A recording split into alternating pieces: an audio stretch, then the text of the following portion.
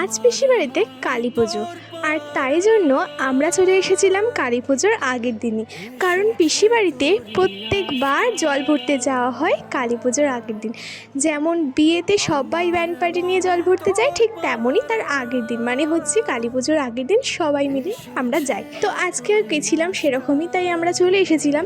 আর এখানে যেহেতু ঠাকুর মন্দিরটা খুব সুন্দর করে ফুল দিয়ে সাজানো হয়, তাই কিন্তু এবারও ব্যতিক্রম হয়নি, আর সব কিন্তু খুব সুন্দর করে সাজানো চলছে। আর আজকে কালী পুজো, তাই আমরা দেরি না করে চটপট চলে এসেছি। আর আমার বড়দি করেছিল উপোস, তাই ওরা কিন্তু অঞ্জলি দিতে বসে পড়েছে। প্রত্যেকবারই পুজো কমপ্লিট হতে হতে সেই 12টা 1টা বেজে যায় বলে এইবার তাড়াতাড়ি ঠাকুরমশাই এসেছে। মোটামুটি 5টা নাগাদ ঠাকুরমশাই এসেছিল, আর ওই 8টার মধ্যে পুরোপুরি কমপ্লিট হয়ে গেছিলো। আমাদেরকে অনেক আগে আসার কথা বলেছিল, কিন্তু আমাদের যেহেতু পড়া টড়া ছিল, তাই কিন্তু আর আসা হয়ে ওঠেনি। সবাই